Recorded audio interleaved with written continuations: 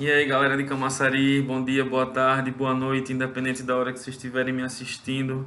Saudade de vocês, faz tempo que eu não vou aí. Espero que em próximas disciplinas eu possa estar presente. Não vou me demorar muito, já que se eu demorar, o vídeo demora muito a fazer o upload no YouTube. Então, vou logo dizendo, esse vídeo é dedicado ao pessoal que ficou na terceira VA. Primeira dica, não se desesperem. Realmente foi uma disciplina bem trabalhosa, uma disciplina que exigiu muita organização de tempo, organização de prazos, organização de que leituras fazer, de que tipo de pesquisas, de que tipo de arquivos ir visitar, de que pessoas entrevistar. E essas coisas acontecem. Vamos agora focar na terceira VA, que é o que interessa, né? Para a gente passar nessa disciplina e continuar o curso e seguir a vida em frente.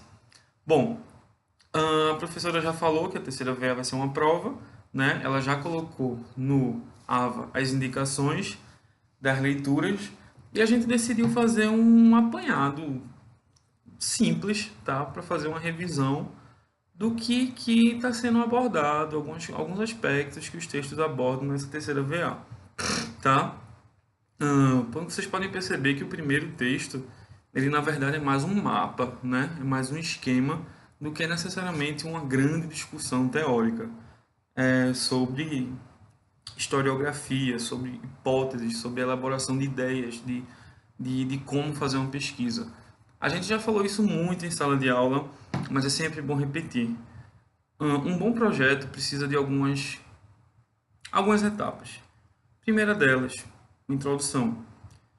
Na introdução você vai dizer, para que eu tenho um projeto? Ou num projeto ou numa pesquisa. Eu estou decidindo fazer isso por quê? Quem é meu leitor?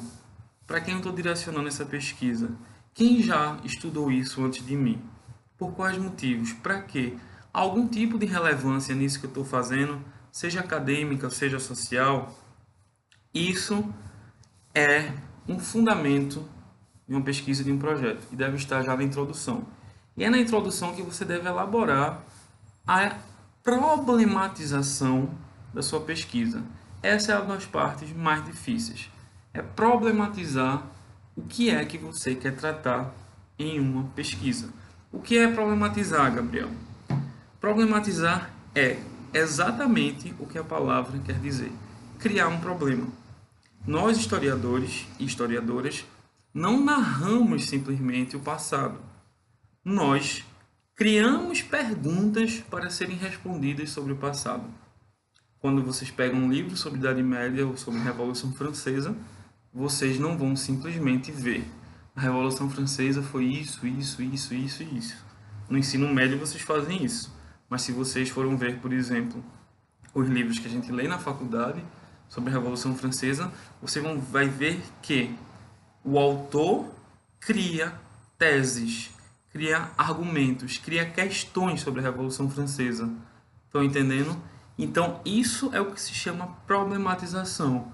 A Revolução Francesa, Hobsbawm, vamos supor, Hobsbawm tem um argumento que dá para a gente entender de uma maneira simplificada esse assunto.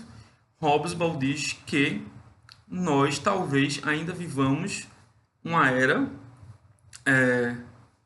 que não está descolada das revoluções francesas, da Revolução Francesa e da Revolução Inglesa. Nós ainda estamos conectados a esses eventos históricos. Isso é um argumento. E ele problematiza a Era das Revoluções, pelo menos grandes os grandes escritos da Era das Revoluções, nesse sentido, certo? Então, isso seria um tipo de problematização. Eu estou falando isso, não pensem, o professor está dando aqui uma aula de Hobsbawm. Pelo amor de Deus, não é isso. Eu estou falando isso de uma maneira que a gente possa compreender. Percebem que Hobsbawm, quando está escrevendo, ele simplesmente não diz, eu vou narrar a Revolução Francesa e a Revolução Inglesa.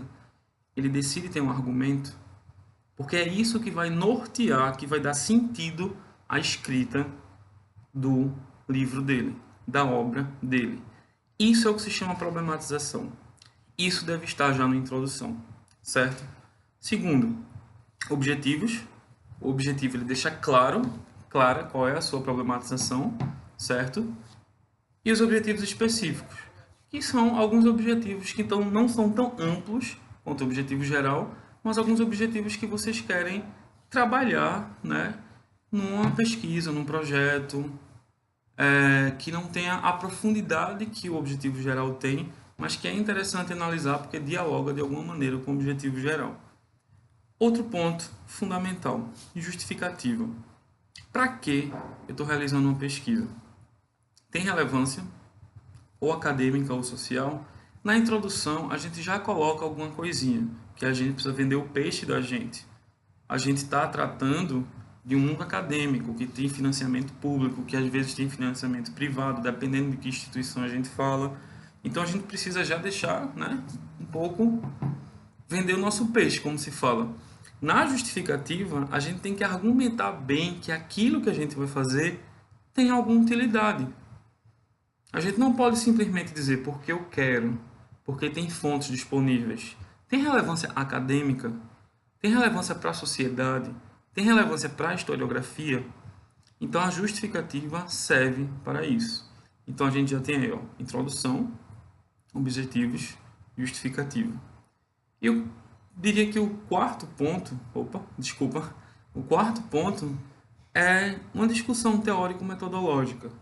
Como é que eu vou fundamentar meu projeto, minha pesquisa, de um ponto de vista teórico-metodológico? Eu vou utilizar quais fontes? E metodologicamente essas fontes, como é que eu vou utilizar? Elas se encontram aonde? Em quais arquivos? Em que série dos arquivos?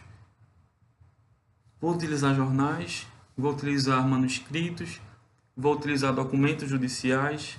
Tudo isso já tem que estar claro no projeto. Por quê? Porque você está vendendo um projeto.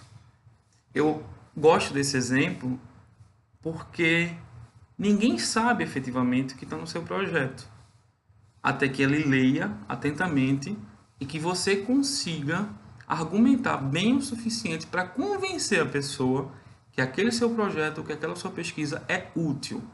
E para isso, além de você ter uma boa justificativa, uma boa introdução e bons objetivos, você também precisa ter uma boa discussão teórico-metodológica. Por quê? Porque você tem que mostrar que o seu projeto é realizável. Se você disser, eu vou procurar em jornais, e aí?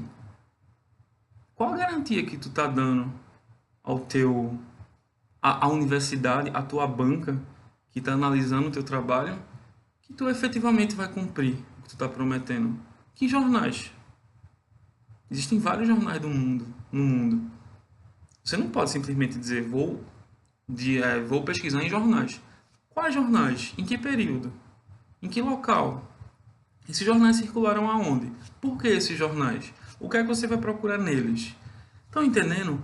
A gente, quando está elaborando uma pesquisa, e é isso que a gente tem que mais se apropriar nessa disciplina de prática, a gente tem que amadurecer. E a gente não pode ficar utilizando informações genéricas, como se a pesquisa histórica fosse: eu vou ao arquivo, pegar um jornalzinho e esse jornalzinho vai me dar as informações. Não é assim. É um trabalho, para usar aqui uma coisa bem redundante mesmo, é um trabalho muito trabalhoso. É um trabalho muito trabalhoso mesmo. É um trabalho extremamente árduo, extremamente difícil e que exige muita paciência. Muitas vezes passamos dias, semanas no arquivo e não achamos nada do que queremos. Essa é a vida de um historiador ou de uma historiadora. Então, para uma pesquisa ou para um projeto de pesquisa ficar bem amarradinho, você já tem que deixar na sua discussão teórico-metodológica quais são as fontes que você vai utilizar, aonde elas estão e como você vai utilizar elas. Pelo menos um esboço, porque isso é o que vai dar legitimidade que você vai ser capaz de concluir esse projeto e essa pesquisa. Porque senão você pode dizer que vai reinventar a roda. Você vai dizer que vai reinventar um modo de usar o fogo. Você pode dizer isso, sendo que você não tem como dizer qual caminho vai seguir, porque você não tem fonte. Essa é a grande questão de história. você tem que ter fonte e tem que ter também um bom referencial teórico. Quais são os referenciais teóricos? Você vai trabalhar com nova história, você vai trabalhar com uma escola mais voltada para os estudos de história social, mais voltada para o pensamento de Thompson. Vai simplesmente pegar, pincelar um campo da nova história, como, enfim, sei lá, quero trabalhar estudos de gênero, vamos supor, quero trabalhar estudos raciais, que não necessariamente estão na nova história ou não.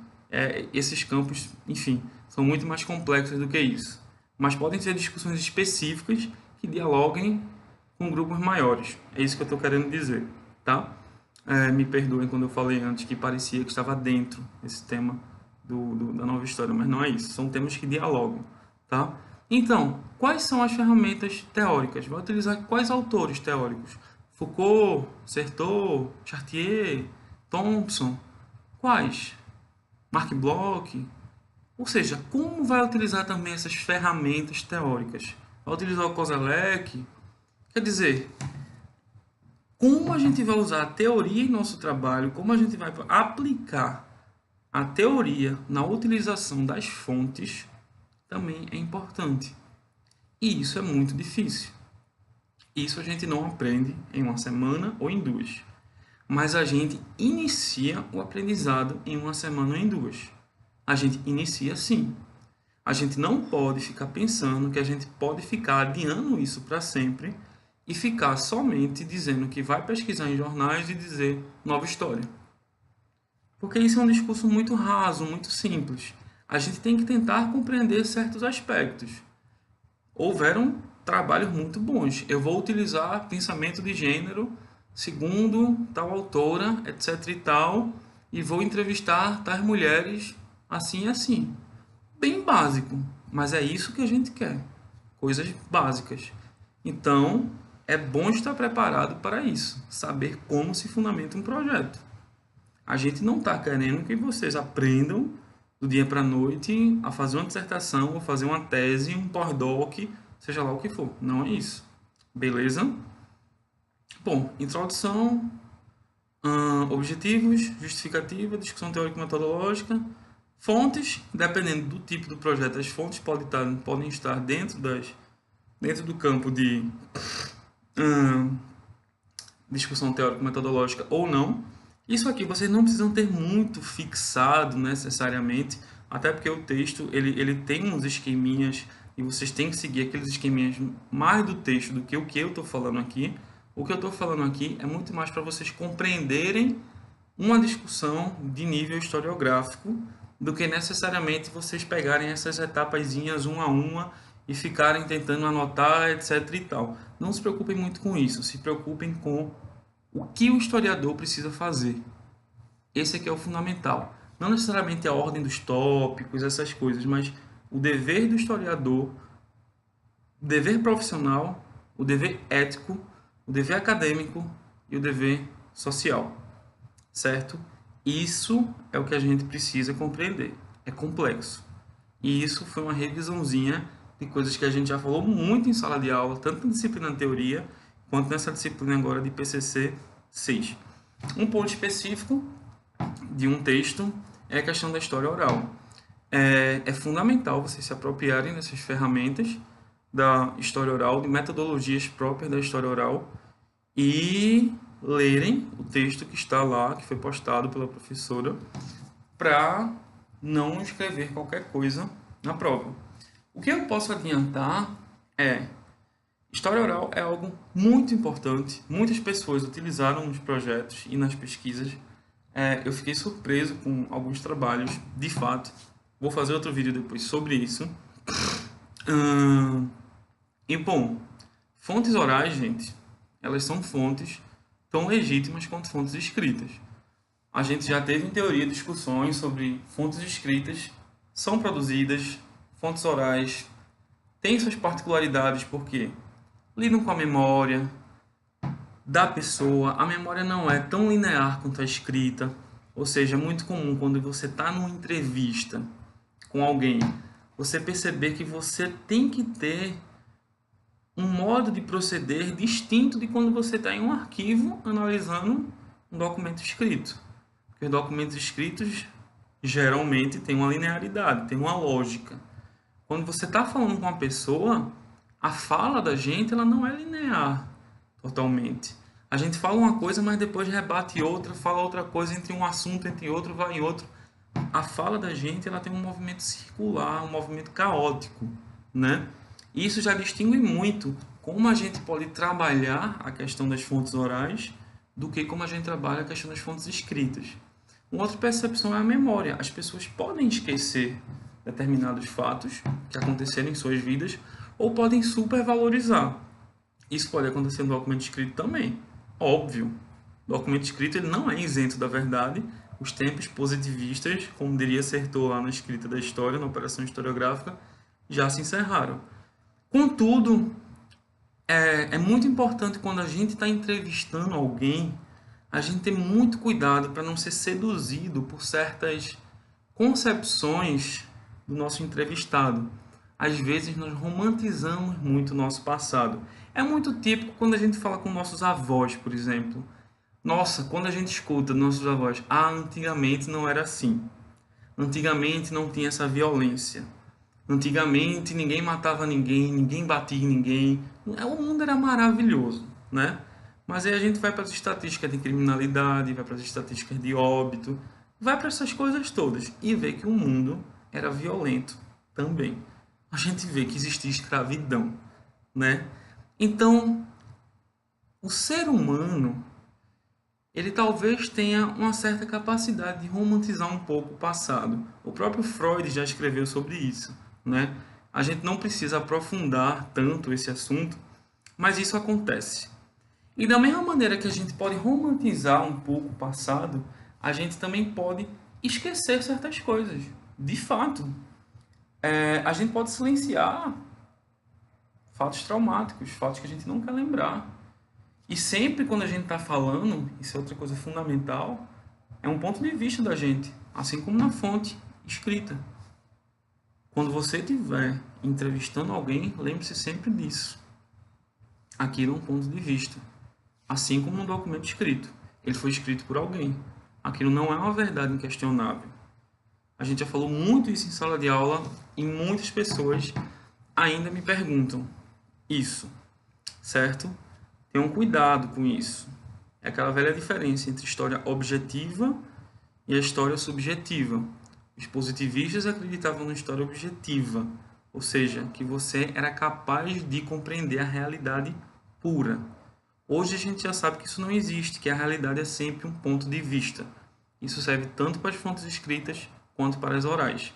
Quando a gente está tratando da oral, a gente tem que ter um cuidado um pouco diferente, porque a gente está lidando diretamente com a pessoa que está, naquele momento, dando vestígios do passado para a gente. Então, de uma certa maneira, nós estamos auxiliando na criação desses vestígios, certo? Porque a gente pode conectar certos episódios da memória dessas pessoas a certos eventos do passado que ela não lembrava. Vamos supor, hoje mesmo eu estava em um local, num colégio, e soube que uma das pessoas que trabalhavam nesse colégio era muito já antiga e tal, e ela viveu a Segunda Guerra aqui no Brasil. E aí ela estava falando sobre qualquer coisa e tal, e eu cheguei para ela, olha, você viveu a Segunda Guerra, não sei o que e tal. E aí nesse momento, ó, tem um estalo na cabeça dela. A gente toca no assunto, a memória vem. Imagina isso numa entrevista. Imagina isso quando você está dialogando com uma pessoa que é uma preciosidade sobre o tema que você está investigando. Se você não saber lidar, se você não souber conduzir a entrevista, se você estiver muito afobado, só querer, por exemplo, perguntar e não deixar a pessoa falar, olha o problema. Olha o quanto de informação, o quanto de relato, o quanto de testemunho você vai perder. Essas questões são fundamentais na fonte oral, na história oral. Por quê? De um modo com as fontes escritas, a gente pode ler e reler. Ler e reler. Claro que a gente pode ouvir uma entrevista várias vezes. Claro. Mas se a gente não fizer uma boa entrevista, a gente tem um problema. É possível fazer outra? É, mas nem sempre. Nem sempre a pessoa que nos permite uma entrevista permite ser entrevistado uma segunda vez. Então, por isso que a gente tem que compreender muito bem como realizar uma entrevista para utilizar em história oral, compreender os métodos e, assim, tentar utilizar isso dentro de uma perspectiva historiográfica da melhor maneira possível. Porque senão a gente pode simplesmente perder essa pessoa de vista e deixar vestígios passarem ao vento. Perder grandes preciosidades de um ponto de vista que sejam capazes de nos ajudar a elaborar mesmo narrativas históricas sobre diversos eventos, fatos, seja lá o que for, como a gente prefira chamar, certo? Bom, é isso. Eu quis dar um resumão sobre assuntos que eu creio ser um pouco mais complexos sobre esses temas.